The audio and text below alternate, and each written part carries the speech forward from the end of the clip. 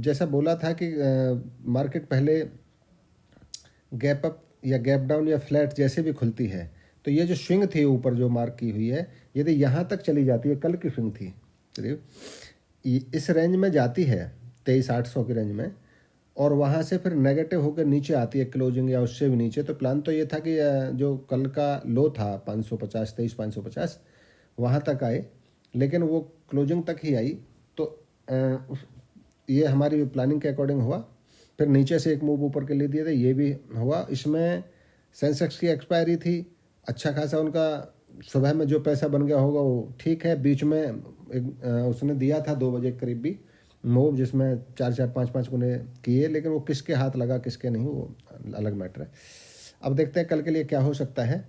तो अब रेंज में आ चुकी है, ये 23,640 के करीब नीचे है और 23,800 ऊपर है।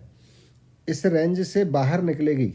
अब तो ये रेंज हो गई है, इसको भी घटा लें तो 23,720-30, इसमें तो कर ही क्या सकते हैं, छोटी बहुत रेंज है। फिर भी ऊपर में रेंज के हिसाब से हम देखें तो ऊपर इसका हो सकता है 950 से लेकर 2450 या 2400 तक। यदि इस रेंज के बाहर निकलती है तो ऊपर के टारगेट ये हो सकते हैं।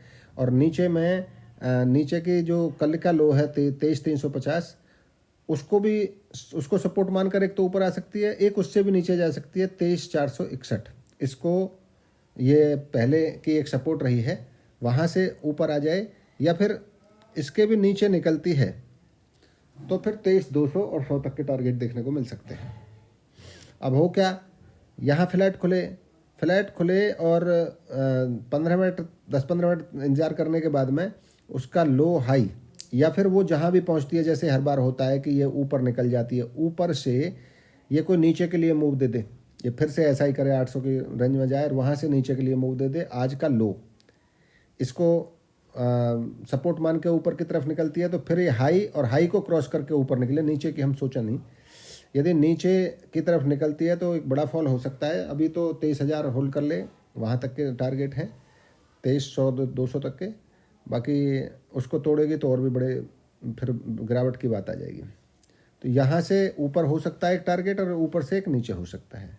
ये इसमें हो सकते हैं कहाँ, 23,550, 461 और नीचे में 261, जो यहाँ से करीब 200-300 का जो करीब बढ़ जाएगा 300-400 का मूव, और ऊपर से नीचे निकलेगी तो 500-600 पॉइंट हो जाएंगे। और नीचे से 550 को टच करके ऊपर निकलती है 800 तक भी, तो आप 350 मान लीजिए, 250 पॉइंट ये हो गए। और उसके ऊपर क्रॉस करके निकलती है तो 920 और वहाँ से 2450 और 2400 तक के टारगेट आ सकते हैं। ये निफ्टी के लिए हो गए। सेंसेक्स में देखते हैं क्या हुआ और क्या आगे हो सकता है। अब एक्सपायरी तो आज हो गई इसकी, अब आगे मंगलवार में ही हो गई है, फिक्स हो गई है। तो देखते हैं इसमें भी क्या हो सकता है। इस पर जो यार रखे ने हटा देता हूँ मैं। देखिए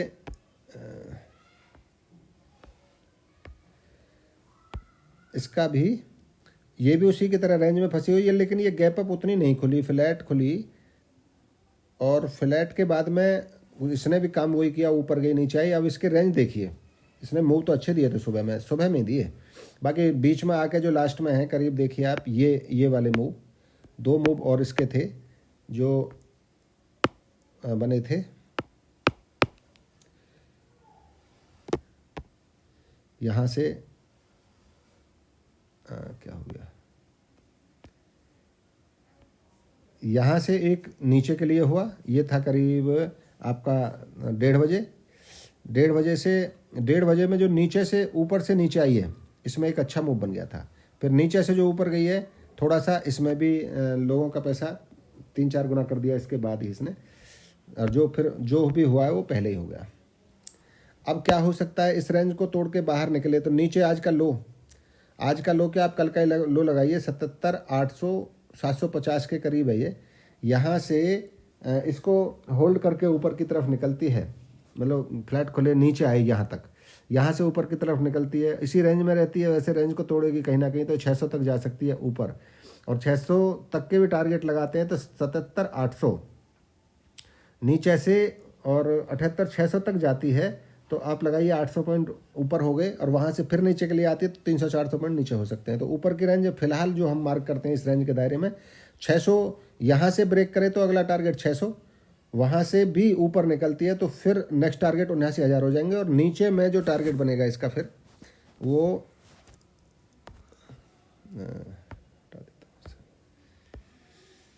नीचे में जो टारगेट बनेगा वो यहाँ से 78,700 से आप लगा लीजिए नेक्स्ट टारगेट 500, 250 और 77,000 हो सकता है। कोई बड़े मूव की बात बनती है तो 77,000 तक के लिए हो सकती है और उससे भी नीचे जाती है तो 76,800 मान लीजिए।